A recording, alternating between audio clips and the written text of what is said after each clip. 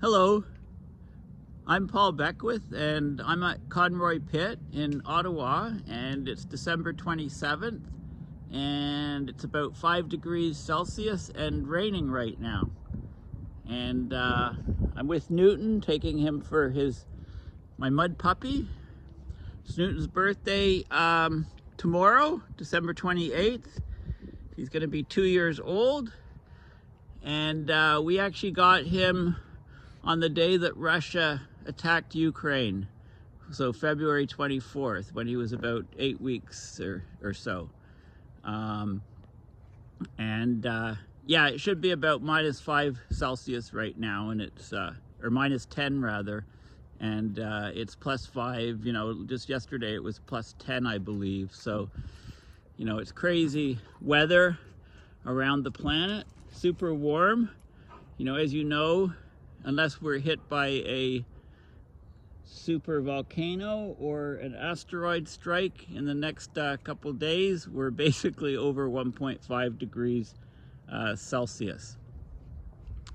So, you know, ridiculously warm. I mean, those 1.5 alive chants and slogans from the COP28, etc., you know, all the reports that are submitted for the COP saying, you know, giving budgets for staying below 1.5, etc. Those are all absurd, of course. But what I want to talk about in this video is a different topic. I want to talk about climate fiction, or CliFi for short. So this is a book which a friend of mine has written. It's called Dark Heat, a Sarah and JanetH Mystery. It's by Tom Riley. And on the left you have Sarah, you know, a young woman. It's about 10 years, the setting is about 10 years in the future or so. We're in a climate disrupted world. And on the right is a depiction of her best friend, who's an artificial intelligence, an AI. So Sarah carries a iPhone-like device, a smartphone, much more advanced, you know, 10 years in advance to what we have today in 2023. And there's a very smart artificial intelligence, and they're legally connected, basically. There's protections from the legal agreement, but Janet and Sarah, they make up sort of an AI human couple, if you like, but it goes much deeper than being just an AI. I mean, JanetH is a very intelligent, very caring, very emotional AI persona, woman, young woman, and there's a very strong bond between the AI and the human, as you can imagine just looking at the cover there. They're both gazing into each other's eyes. So I was fortunate enough to be the climate consultant for this book. Okay, so I'm going to talk about, I'm going to review this book and talk about climate fiction overall in general. Okay, so basically on the back cover of the book is my blurb. I say that this book is an awesome tale of survival as a young girl and her AI friend negotiate the near-term world of climate mayhem. And you know, what better venue or scene to talk about this book than a very, very warm winter day between Christmas and New Year's, when it should be -10, there should be several feet of snow here, and it's +5 and raining. And also all of these trees that you see that were flattened and knocked down in this forest were knocked down by a derecho, which came through not this past summer, but the summer before, came through, and in about 10 minutes, it basically decimated this forest. Now, the derechos are straight line winds that can occur when you have a very strong frontal mass of air, in this case a cold front moving very fast, generating these horrendously strong winds, equivalent to that of tornadoes, in fact. And it took down, many trees in this forest. Okay, so the book, Dark Heat. Okay, it's the third book by this author, and I'll talk about the other two in a minute. So basically, working in a near future where climate change has hit hard, Sarah and Janet and a human AI research team, their boring work for small businesses is disrupted when a friend/ex-lover vanishes. He was always a shady character. A major climate disruption in Southeast Asia has put the world into full food insecurity. There is great social distress over how much of America's bounty should be committed. A black market gang has hijacked a grain shipment intended for the devastated area. This action could endanger thousands of faraway people. Our team thinks this gang is responsible for the disappearance of their friend too. Our team being the human AI girls. Our team thinks the friend's family offer to pay our team's fee, even if it is only to give the body a proper burial. The hunt is on. Okay, now who wrote this book? Well, the author, Tom Riley, he retired from NASA in 2014. He started coaching young people in STEM after his retirement. STEM, of course, is science, technology, engineering, and mathematics. It soon became clear that he must develop a detailed discussion of what the young people needed to do about our climate crisis and how it will affect their future. So this series of fiction books, and this is the third of the series, is his efforts to explain, to get information to young people about our climate crisis. And I want to flip to the back a little bit. And so basically, at the back, it's from the desk of Tom Riley. It talks about, his approach.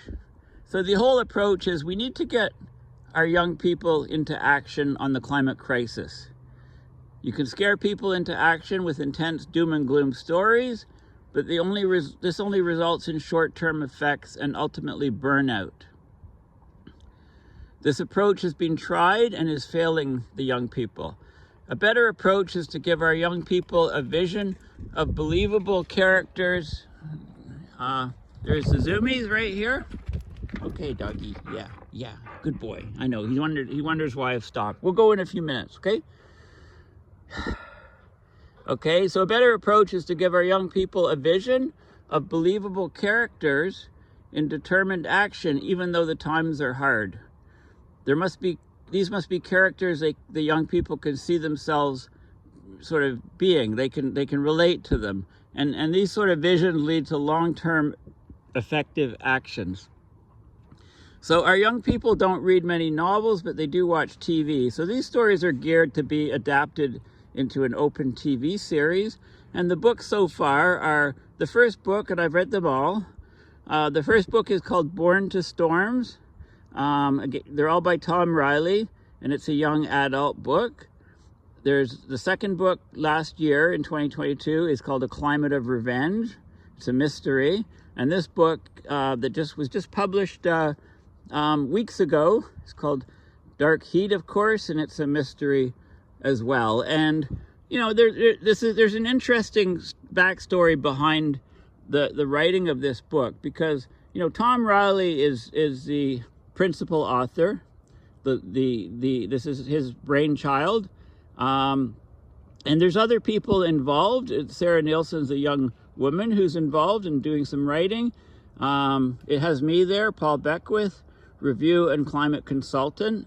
Now, ChatGPT-4 has been used partly in the writing of this book as an aid to the author.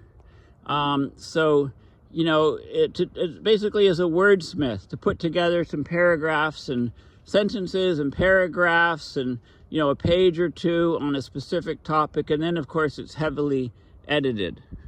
Okay, and you can reach Tom Riley at bigmoondig.com, and we'll be interviewing him soon on both Climate Emergency Forum and also on Facing Future, is my hope.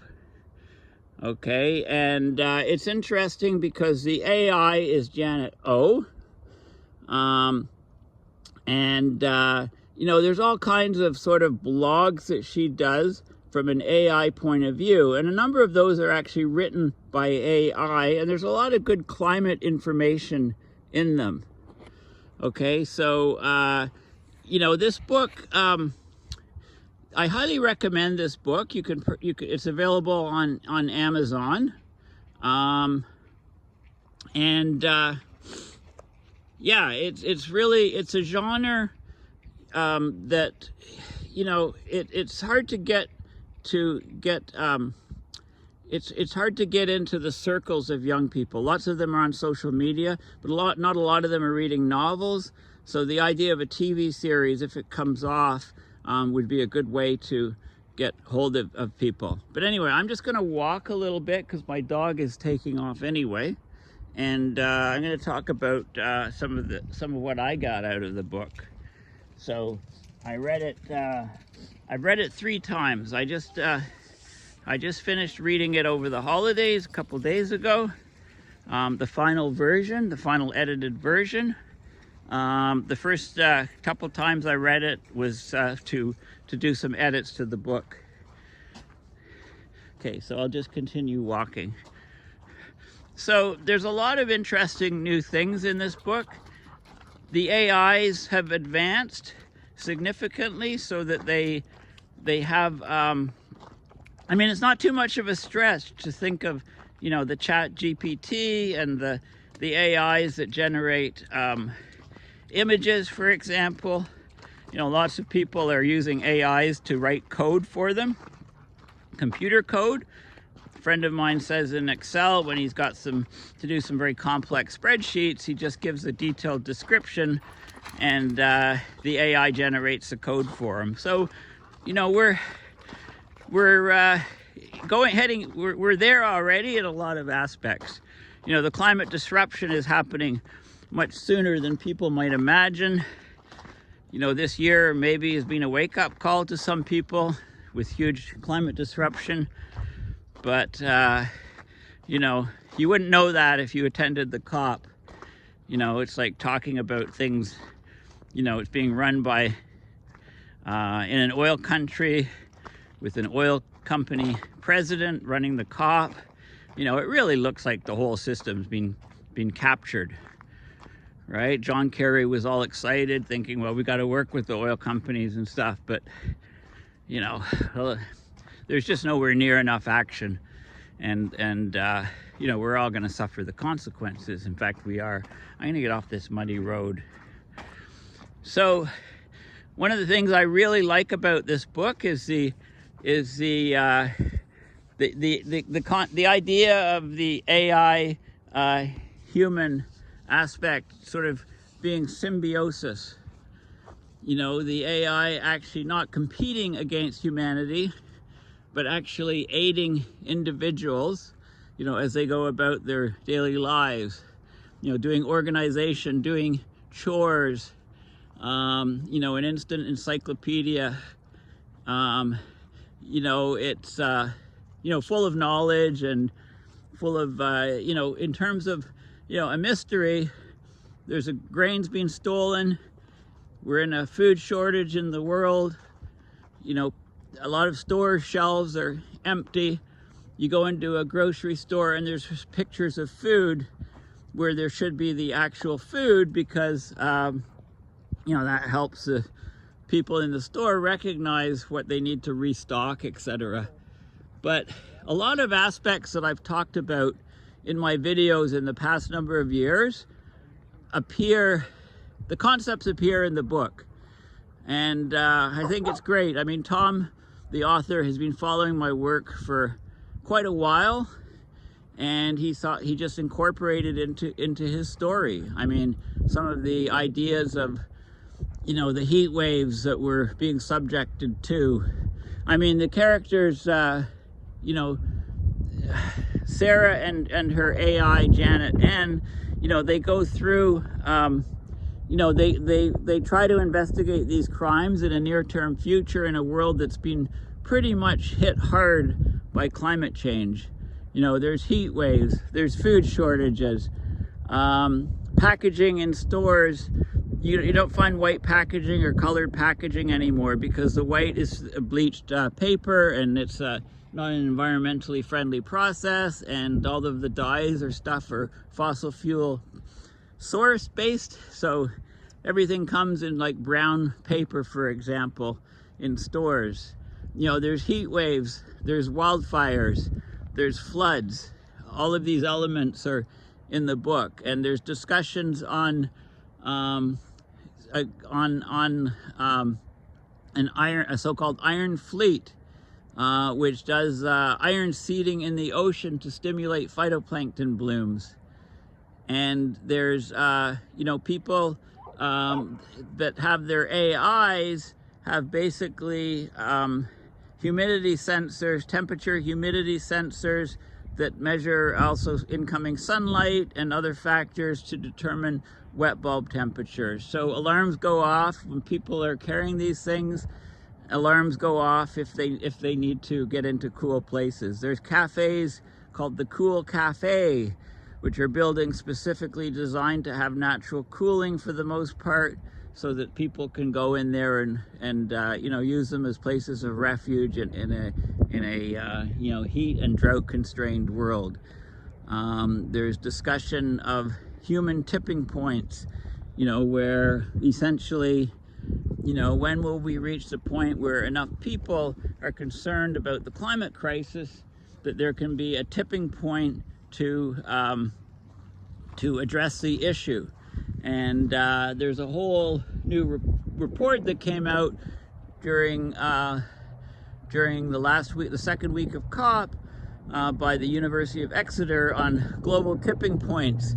And it talks not just about all of the Earth system tipping points, which we're crossing thresholds of right now, but also, you know, social tipping points. You know, when enough people understand the issue and force governments to take action and be serious about climate change. So there's these social tipping points which can counteract the negative Earth system tipping points. And that aspect is in this book as well. I mean, it's all interleaved within this great sort of story of these two young adventurers trying to solve a crime, to track down grain shipments that were stolen.